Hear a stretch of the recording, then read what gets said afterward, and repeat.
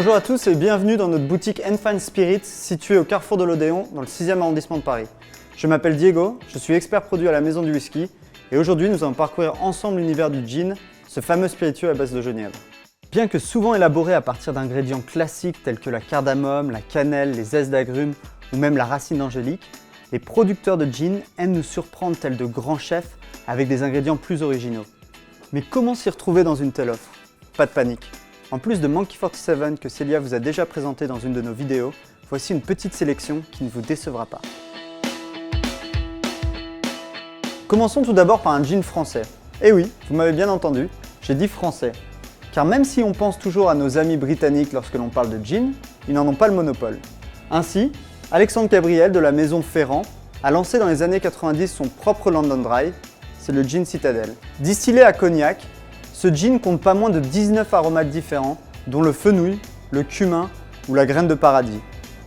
Le résultat est fin, équilibré, complexe, avec de très belles notes florales en bouche. Il est parfait pour un gin and tonic. D'ailleurs, avec un si beau gin, il faut absolument utiliser un excellent tonic. Ici, nous avons Fever Tree, à base d'ingrédients naturels et juste ce qu'il faut de sucre de canne pour permettre au gin de s'exprimer librement. Vieille Brosse & Rod, vieille maison de négoce anglaise vieille de plus de 300 ans, est reconnue surtout des amateurs de vin et de whisky pour ses prestigieuses sélections.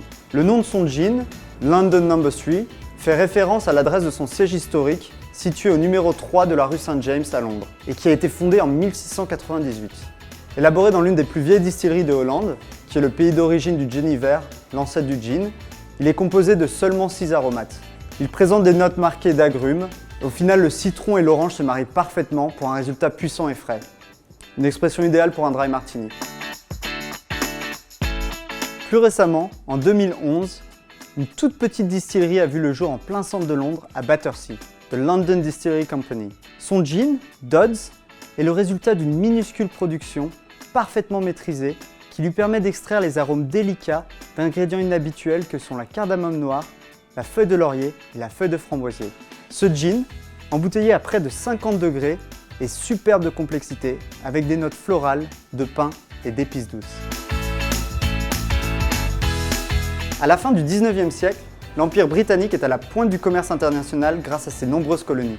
L'un de ses principaux ports, celui de Mombasa, qui se situe juste en face de l'île de Zanzibar, voit l'émergence du premier club social privé où se réunissaient les gentlemen en 1885. Ce club privé, Mombasa Club, possédait son propre gin selon une recette unique originaire d'Angleterre.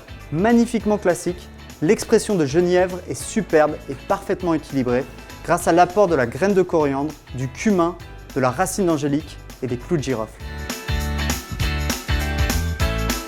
Et pour finir, retournons en France et plus précisément en Normandie où on élabore un gin à base de pommes.